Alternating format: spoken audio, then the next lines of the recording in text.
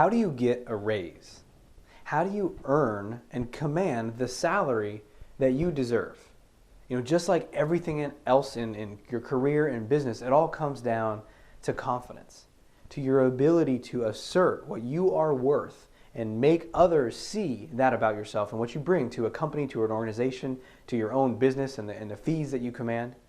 And I want to share in this short video steps that you can take to gain the confidence that you need to get the raise and get the salary that you deserve. So the first thing you have to realize is that getting a higher salary, negotiating, whether it's your entry salary into a company when you're first getting the job, or you've been there for a while and you want to ask for a raise, get more money for the work that you're doing, that is a negotiation process. That's a negotiation process, and it's something that we often forget. So often we're timid or we're nervous or we're so thankful that they graced us with the job that we say yes to whatever they want to give us. Okay, sure. Yeah, no problem. That's fine. That'll work for me. Or we are going to go talk to our boss to try to get a raise, and we're anxious about asking. We're anxious about having the conversation because we don't want to negotiate. We don't want to seem like we're demanding too much. But that's something that you have to break free of. If you want to have the confidence to do this and you really want to get more money and get that raise, you have to be willing to be clear that you're there to negotiate. I remember my dad, I'll never forget this, when I was a little kid, we were in India. And my dad was born in Pakistan. And in India and Pakistan, negotiation is the norm. It's not like, in America, it's kind of like offensive, right? If you went to a store and they're like, how much is this? And they said, oh, it's $100. And you said, 100? I'll give you 80. They'd say, get out of here. What are you talking about? That's the price. That's what it is. It's written on the item. But in India or Pakistan, that's all up for negotiation. And my dad is a master at negotiation. And I remember I was about 10 years old, we were in India, and he wanted to buy a really nice silk rug. They make some of the finest silk rugs in the world in India. And so we're in this little hole-in-the-wall shop where they literally make the rugs in the back. A whole family is making these beautiful rugs. Intricate patterns, soft silk, bright colors. And they're expensive. They're thousands of dollars. And so my dad is negotiating with this guy. And I was amazed at just how upfront the negotiation process is. It's like they both sit down, and it's like, I know you want this, and I know you want to sell this to me. Let's make a deal. And they're back and forth. He's quoting high numbers. My dad is quoting low numbers, and they're explaining why. And I remember at one point, it got to the point where my dad's like, that's it. This is not going to happen. We're leaving. And so he grabbed the kids, me and my brother and his wife, my mom. And it's like, okay, we're leaving. And we all start walking out of the building, up the stairs. And the guy runs after him, like, no, come back. I'll give you a deal. And it's just this willingness to barter and to negotiate that you have to bring when you're interacting with your boss, with your supervisor, with a potential employer. It's like, yes, that's what we do. That's part of the process, and there's no shame in it. So what you have to realize is you are negotiating. That means you have to be able to sell yourself. Now, I know you don't want to have to do that. You have a job, you have a salary. Why should I have to sell myself? But the truth is that people reward what they perceive as valuable. And so you have to establish that you are of value. And the most effective way to influence and to negotiate is face-to-face. So if you're trying to do this over email or leaving notes or letters, this doesn't work. How do you influence someone other than face-to-face?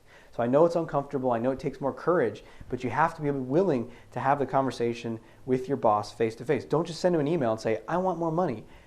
Knock on his door and say, I'd like to have a conversation with you. Is now a good time? No? Okay, I'll come back later. When is a good time for you? And making that happen, going face-to-face. And then realize that you're going to have to sell yourself. It's not like you're going to come in there and they're going to say, or that they're going to come to you. Knock on your door. Hey, Aziz. Yes? I see you're doing a great job there. You know what? Here's a bunch more money for that. That's what we want. That's what we feel entitled to have. It's like someone should just notice what I'm doing and give me more money. But it doesn't work that way. They're just happy campers if you're doing a great job and you're not taking that much money from the company. That's great, right? That's what they're going to want to keep. That's the way power hierarchy works. So you have to break through that. You have to see through that and say, in order to get what I want, I have to get clear on what I want. So the first thing you have to do is get clear on what you want. What kind of raise do you want? So often I hear guys come in, they go into their boss and they sit down and talk with him and they say, I want more money. Well, how much more money? Why? Because if you're not clear on what you want, then here's what happens. They say, Sure, we'll get back to you. And they come back and they're like, we've really thought about it and we're going to be really generous. We're going to give you a 2% raise. And then it's awkward because then you're like, no, wait, I want more. I should have said that in the beginning. It's like you kind of, and then you're just thankful to take what you can get. So no, you have to get clear. What exactly do I want? Sit down. How much more do I want to earn a month or a week? Okay, what percentage of increase is that on my base salary? And say, okay, really, I looked at the numbers here. It would be a 12% raise. Maybe overshoot it a little bit because in the negotiation process, they might talk you down. So let's say you come up with the number 15%. I want a 15% raise. Now, how do you make that happen? Well, first you got clarity on the number. Secondly, you're doing it face-to-face and you're willing to negotiate. Thirdly, you got to know your value because you got to be able to sell them on why it's a worthwhile investment to give you 12, 15% more a month for your base salary. And if you just come in there and be like, well, I want more money, what's the first thing they're going to say? Why? Why should we give you more money? And you got to have damn good answers to that. So you want to sit down and brainstorm before you're ever going to have an interaction with your boss and say, what am I worth? What do I do here? And just catalog, write everything down. Free write journal for 10 minutes and just write everything you do from the clear, obvious stuff like, hey, I made that project happen, or I took a leadership role here, or we completed X by this time, to the softer stuff, the less tangible stuff like, hey, everyone here likes me, or I treat people really well, or people come to me with questions and I sit down and I spend time with them and it builds the culture of this company and rewards everyone. So you want to get clear on everything that you bring to the table. And you want to go one step further, put numbers on it. Because again, this is a sales process that you're going into with your boss here. So what speaks more highly to a boss than numbers, right? So if you pushed a project through, it was going to be delayed, right? And you pushed it through, and because of the work that you provided, it got done on time. What is the value of that to the company? You know, how much money did that get the company? Or conversely, if you hadn't done that, how much would it have cost the company? If they'd lost that client, if they'd lost that project, if there was extra fees and delays or anything else that comes along with it. So if you can say, because of the work I did, I saved our company $75,000 in the last month, that's compelling. And you can even invite the boss to say, last week I did X, Y, and Z. Do you know how much it would have cost us if I hadn't done that? And he might say, he might have an answer, and then he said it, or he might say, I don't know. Well, I've been crunching the numbers on this, and I looked at it, it's actually $75,000. That's what I bring to this company. So you have to be clear, not only what your value is and putting numbers to it, but being willing to say that kind of stuff. And that's where the confidence stuff comes in, right? It's because so much of the time we're selling ourselves short, we're talking ourselves down, we don't want to seem like we're bragging, and what we end up doing is really devaluing ourselves. And then so when it comes to it, and you're in that meeting one-on-one with the boss, you can't just speak to your strengths and what you bring. So you really have to start breaking that pattern, identifying those things, and get comfortable talking about it and highlighting what you're doing. And if you really want to make this happen, there's something else that you got to do. And this is the uncomfortable part.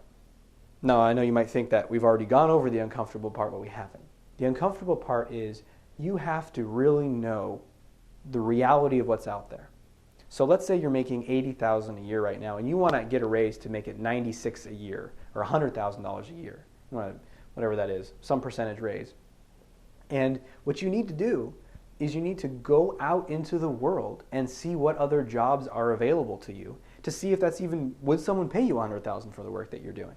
So that means you have to dust off a resume. You have to go out there and see what is out there. You have to maybe even go to some interviews. Really put yourself out in the world and do as research. What's really out there for me? What do I really know? Because then if you sit down with your boss and you can say, you know what? Going rate for the work that I'm doing is actually $100,000. And that's what I believe I deserve here. And you're saying that not just from what you think is true, but from fact. You actually research that. Or if you go out there and you see that, geez, everyone's paying 10% less than these people are, you might change your tune. You might not throw out the everywhere else card. You might say, here's how do we make this more valuable for our company here, and really focus on that relationship and how they can see you as more valuable in the company and want to give you more money. Whatever it is, if you see what's out there, and even better, if you find out that you have opportunities in other places, you're so much more empowered. Because nothing is more disempowering than the idea of, I need this job, and if I lost this job, I would never get another one. And I'm just so lucky to have this job because I'm not good enough for any job. And if you have that mentality, then good luck getting a raise. I mean, they're going to see right through you. You're going to see like the desperation. It's like if you want to date a woman and you haven't talked to or been near a woman in 3 months, it's hard not to come off as a little desperate. But if you've been talking to a woman left and right and gone on a few dates, then you're a lot more casual and confident in yourself. And it's the same thing when it comes to asking for a raise. So get out there and see what is really out there. What is the market that the value that I can command in the marketplace, and that's going to give you a lot more certainty and confidence in yourself. The next thing that you have to be able to do is handle objections. So even if you do all your homework and prepare yourself and get ready and do the research of what's out there, if you go talk to your boss, there's probably something that he or she can say that just kind of throws you off. It just disorients you, right? And you just don't know what to say in response. And so you have to be able to think of what are the major objections that they're going to give me. There's no money in it. We don't have the money for that right now. No one else makes as much as you do. This is the going rate. Maybe in 3 months, or whatever the top ones are in your field that you've gotten before or you'd imagine you'd get. Write those down and come up with responses. How would you respond? How would you handle each of those objections? So that way when it occurs, you have a clear response and you're not waylaid. And the key thing here is that you're pushing towards, let's make a decision, let's make it now. So anything that kicks it down the road or makes it vague, really keep saying, okay, so you want to talk to so-and-so first. Well, when do you think you might talk to them? And when could our next meeting meet to discuss this? So you don't let it just get blown out into the perpetual future of maybe someday. You really try to hammer them into when can we make this happen. So there's one thing that really stops you from doing this process. And it's best exemplified in a story I heard from Les Brown, which I love. And it's this guy's walking down the street and he hears this oh sound. He's like, what is that? And as he gets closer, he sees this house on his left, and on the stoop there's an elderly African-American couple. And they're in rocking chairs, gray hair, a woman's knitting, the guy's sitting there reading the paper. And in between them is this bloodhound dog. And it's just lying on the stoop, on the porch there, and making this moaning sound. And the guy stops and he says, excuse me, your dog's making some noise there. And the old guy says, yeah, he does that. The person says, well, why? What's wrong with him? Oh, he's laying on a nail. And the guy watching says, well, why doesn't he get up then? And the old guy says, well, it doesn't hurt that bad. And that's how it is when it comes to your salary and your job. Is if you're complaining about it and you're telling everyone it's not fair and you're frustrated at the end of the day, that's the nail, right? That not quite enough salary is the nail that's digging into your stomach. The question is, what about getting up? What would that look like? That means writing the resume, finding out what's out there, going to interview at other places, doing some real searching of what the value is. And doing that is like getting up. But it doesn't hurt that bad. Maybe I don't want to do that. Maybe that's scary. Putting my resume together, I haven't done that in 10 years. What if no one out there would hire me? What if people laugh me out of the room? What if I put myself out there and I find that I'm worth half of what I think I am? All those fears are so uncomfortable that it's better just to lay on the nail and complain, isn't it? It's like, I'll just complain then instead of actually taking a step up. But if it's just temporary, because if you get up, it's just an illusion. All those fears are an illusion. And if you really put yourself out there and have something to offer, you will find what's out there. And you're going to have to create that by taking those steps. So if there's anything you take away from this video is you got to take action. So many ways to take action. One is enlist a friend, describe to them the situation, and have them play your boss and be as intimidating as possible, give you as many objections as possible, and practice again and again how you might deal with that and get comfortable in that role. Because if you can't be comfortable with a friend doing it, you're not going to be comfortable enough to do it with your boss. Secondly, take those steps. Write that resume.